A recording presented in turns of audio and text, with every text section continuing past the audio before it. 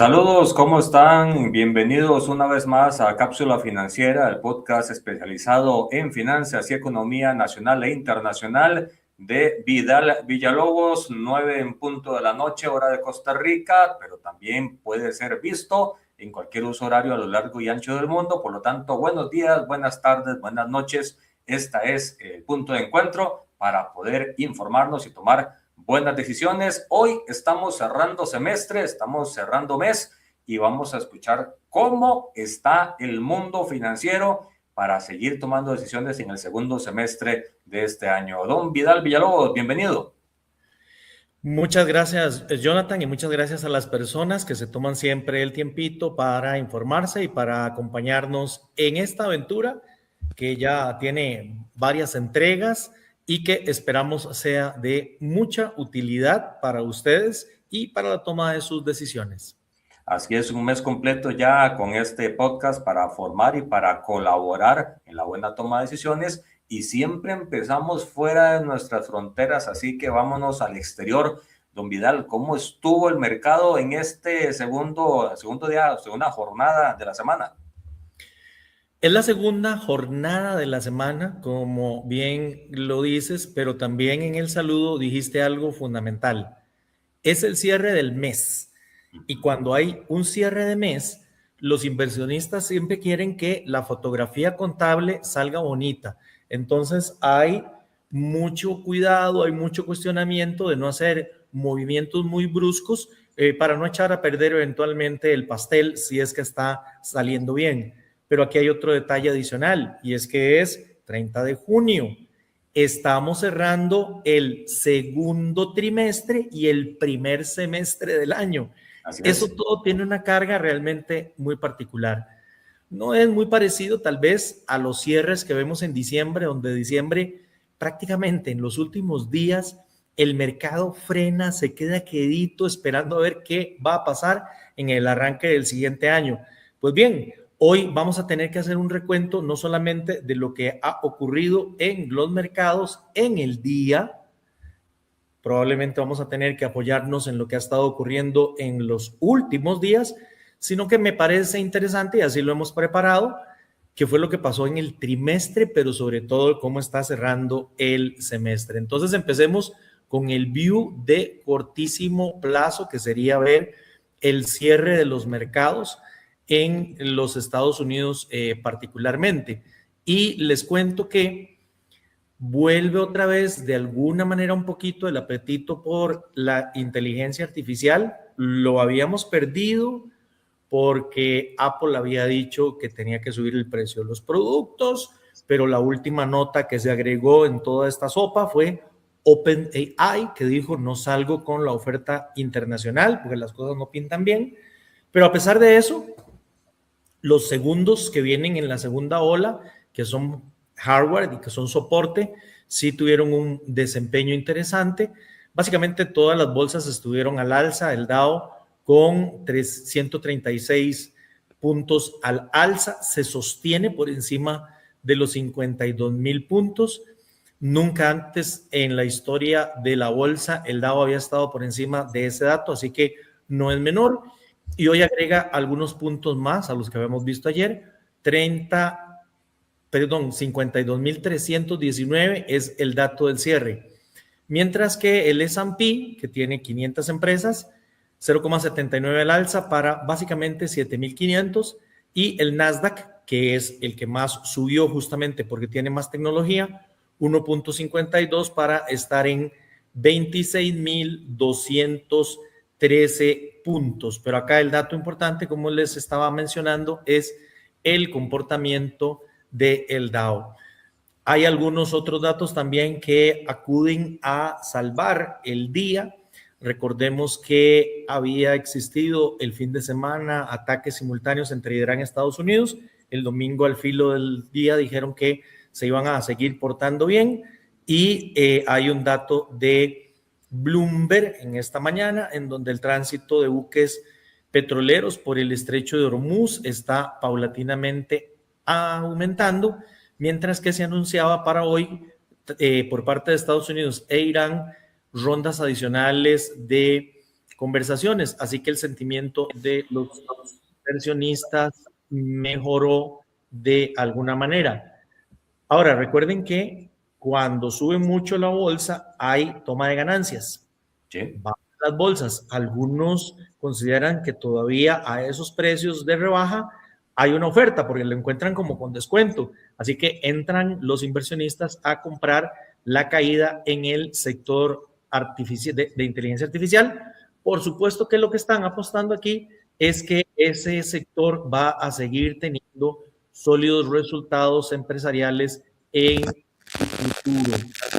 Desde que tocó fondo el S&P hace 3 meses, ha protagonizado uno de las recuperaciones, de los repuntes más rápidos, no del año, no del quinquenio, no de la década, del siglo.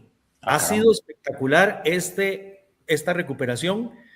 Este instrumento ha subido más del 20% desde el mínimo que fue el 30 de marzo y el máximo lo había alcanzado precisamente a inicios de este mes.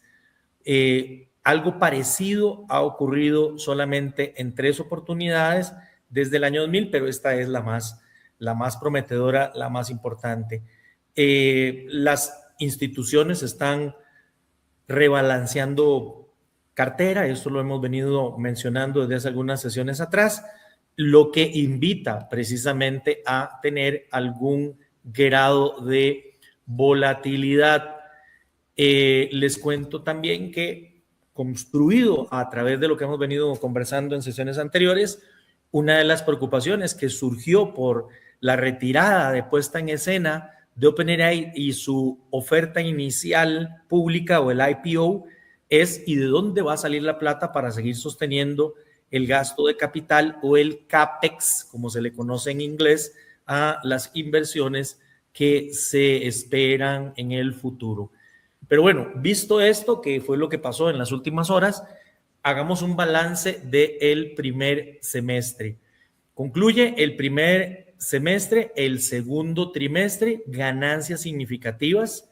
En los primeros 6 meses del año, el Dow sube 8.9%, lo que representa su mejor desempeño desde el primer semestre, desde el 2021. El S&P subió un 9.6% y el Nasdaq 12.8%. El Russell 2000, que es el de pequeñas empresas que se ven favorecidas cuando hay optimismo, cuando hay interés, cuando hay rebajas esperadas en tasas de interés, subió un 22%. Este es el mejor rendimiento en un primer semestre desde el año 1991. El primer trimestre estuvo flaqueando por el conflicto geopolítico, la amenaza de inflación, pero el segundo trimestre fue excepcional. Al principio del año recuerdan que tuvimos mucha volatilidad, pero los índices iban ahí arrastrándose y alcanzando máximos históricos. Los inversionistas estaban enfrentando toda esa fluctuación, sobre todo en los precios de la energía, porque particularmente estaban apostando a la inteligencia artificial, pero los datos macroeconómicos de los Estados Unidos que hemos referido en otras oportunidades han mostrado de alguna manera cierta resiliencia. Entonces, este trimestre ha estado matizado por el tema del conflicto geopolítico, pero sobre todo por la presencia de la inteligencia artificial. Les digo también que la economía de los Estados Unidos sigue mostrando resiliencia y esto hace que los inversionistas de alguna manera sopesen los riesgos. Recordemos, por ejemplo, el caso de Nvidia, que fue una de las empresas que mejor se desempeñó, y también recordemos el IPO de SpaceX, que salió con muchísima algarabía, una impresionante crecida en el precio, pero que de alguna manera también ha desinflado un poquito el tema. Uno de los datos también que ha estado ocurriendo en las últimas horas, no es del semestre en sí, es que el carry trade que se hace en Japón, tomando recursos relativamente baratos y trayéndoselos a donde las tasas de interés siguen relativamente altas. Recuerden que la Reserva Federal no bajó las tasas, entró su nuevo presidente. Ya vamos a hacer una nota también con relación a esto. Y eso ha hecho que el yen se debilitara. Eso quiere decir que la gente está comprando dólares, además de la fortaleza del dólar que se ha dado en los últimos días. Pero el yen llegó el día de hoy al mínimo de 40 años frente al dólar, 162 yenes por dólar, y esto abre la posibilidad de que el Banco Central japonés eventualmente vaya a tener que usar reservas para evitar una depreciación mayor de la moneda, porque ya sabemos que entonces, si esto es así, todo lo que van a comprar los japoneses sale más caro. O sea, es lo mismo que nos pasa a los costarricenses cuando vemos el tipo de cambio, pero allá lo que se están sentando es sobre el yen. Precisamente para mañana miércoles, el nuevo presidente de la Reserva Federal, Kevin Rush, va a participar en un foro en Portugal de bancos centrales. ¿Dónde es que está aquí el tema particular con Kevin Rush? Que la semana tras anterior, cuando tuvo que tomar alguna determinación en la Reserva Federal, él no quiso votar. Y además dijo que no le gustaba la idea de que la Reserva Federal se estuviera casando con el mercado, dándole alguna orientación o alguna información particular y preliminar. Entonces, cada vez que el señor hable a partir de ahora, va a haber una atención especial por si devela algún detalle adicional. Lo último que había dicho es que, y muchos analistas lo han estado repitiendo ayer y hoy, es que él preferiría no comprometer a la Reserva Federal ni decir qué piensa que va a pasar, que eso lo define el mercado. Y si hay algún desvío importante, que sea la Reserva Federal la que interviene en ese momento para hacer alguna corrección de mercado. Pero de alguna forma estaríamos viajando, que nos acostumbramos a viajar con una brújula, un poco en la penumbra ahora con la participación de Kevin Rush, si esto llega a concretarse. El día de hoy estábamos esperando la oferta de empleos nuevos por parte de las empresas.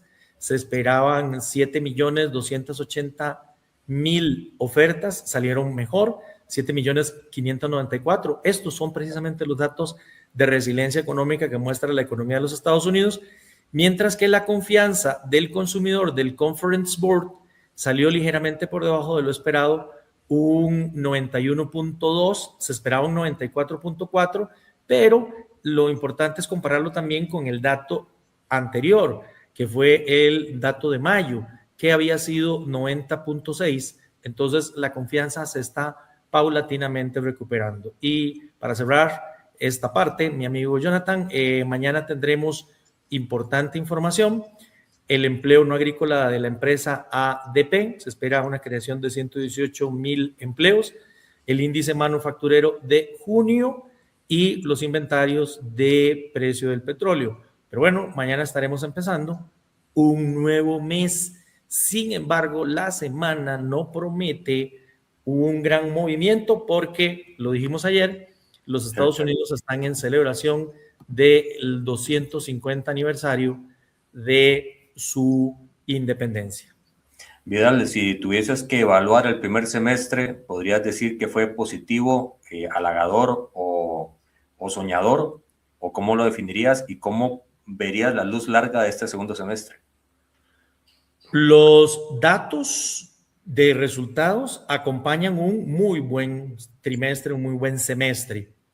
La preocupación sigue siendo que el timón del barco está siendo, o el faro más bien, que está guiando al barco, sigue siendo nada más la inteligencia artificial, aunque paulatinamente nos estamos pasando hacia otros sectores y en las últimas jornadas una recalibración en el balance de los portafolios. El tema es que toda la economía debería estar creciendo. Sí. Además de ese detalle, el otro detalle es la tremenda incertidumbre y la volatilidad que no necesariamente nació en el mercado, porque hemos visto a lo largo de todo el semestre que la economía de los Estados Unidos ahí se está sosteniendo, el consumidor sigue teniendo alguna perspectiva positiva. Sin duda alguna, todos los problemas que se han generado han venido desde el despacho Oval de la Casa Blanca, generando una inestabilidad y una incertidumbre tremenda. Ahora, me preguntas de cara al futuro, ¿qué es lo que va a estar matizando el segundo semestre? Sin duda alguna, las elecciones de medio término en los Estados Unidos, y Trump va a tener que hacer un redoblaje de esfuerzos para tratar de recuperar terreno, pues las encuestas no le están favoreciendo y podrían pasarle la factura a los republicanos y perder las relativas ventajas que están teniendo tanto en el Congreso como en el Senado. Perfecto. ¿Algo que se nos esté quedando para el día de hoy, Vidal? Simple y sencillamente que el tipo de cambio en Costa Rica, como estamos esperando el pago de impuestos que cierra el día de hoy, se mantuvo ligeramente a la baja, tal y como lo habíamos previsto en días anteriores. Muchísimas gracias por este episodio con muchísima información, balance semestral, trimestral, mensual, que está en este momento sobre el tapete y que nos da una luz larga de qué va a pasar en estos próximos días. Gracias, Vidal. Gracias a todos y todas. Enorme agradecimiento precisamente por acompañarnos y como siempre desde el fondo del corazón, un abrazo de colección.